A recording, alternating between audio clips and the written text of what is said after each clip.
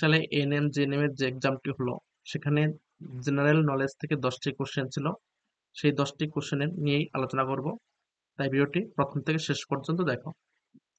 প্রথম কোশ্চেন ছিল, বিশ্বের বৃহত্তম হ্রদ হলো, বৃহত্তম হ্রদ কোনটি? অপশন বি, কাস্পিয়ান সাগর।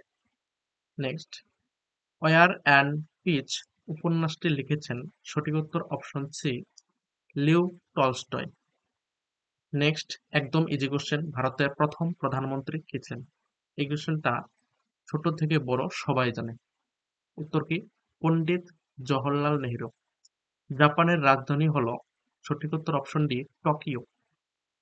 বিশ্বের দীর্ঘতম নদী হল নীল নদ। যদি বৃহত্তম বলতো তাহলে অ্যামাজন তো হতো। নেক্সট, কোন গ্যাস আগুন নেভাতে ব্যবহৃত হয়? উত্তর option B, carbon die oxide. ভারতের কয়টি রাজ্য রয়েছে? সঠিক উত্তর অপশন এ, 28টি রাজ্য রয়েছে।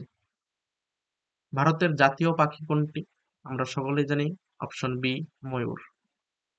এক সহস্রাব্দে কত বছর থাকে? 1000 বছর থাকে। ড্যাশ রাসায়নিক উপাদান Hg হিসেবে মনোনীত করা হয়? ভারতকে Hg হিসাবে মনোনীত করা হয়। ঠিক আছে, এই 10টি কোশ্চেন ছিল জিকে থেকে, একদম ইজি কোশ্চেন ছিল।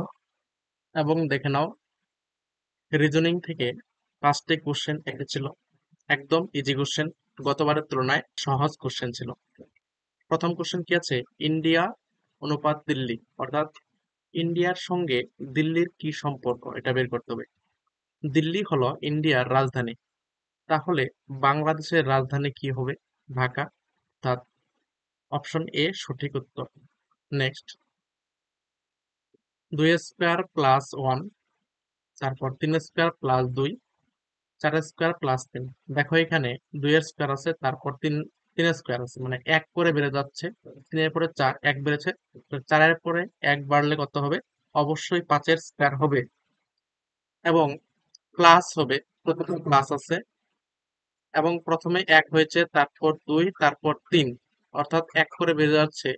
3 এর পরে কত হবে? 4, অর্থাৎ সঠিক উত্তর হচ্ছে অপশন এ, 5 এর স্কয়ার প্লাস 4।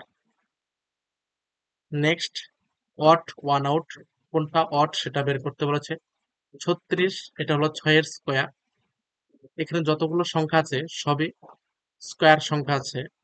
121, 11 স্কয়ার, 64, 8 এর স্কয়ার, অর্থাৎ 13 যে আছে এটা কোনো স্কয়ার নাম্বার নয়, অর্থাৎ এটাই হচ্ছে সঠিক উত্তর, অপশন ডি।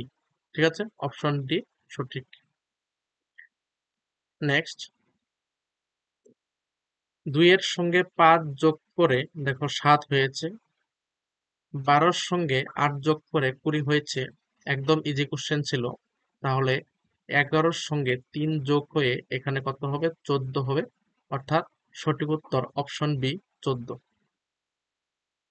এটা দেখো কি হয়েছে, 7-এর সঙ্গে যদি 6 গুণ করো, 6 7 42, তার সঙ্গে নিচেরটা যদি যোগ করো 3, যোগ করলে কত হচ্ছে? 45। তাহলে একইভাবে 4 5 20, 20-র সঙ্গে 6 যোগ করে 26 হয়েছে।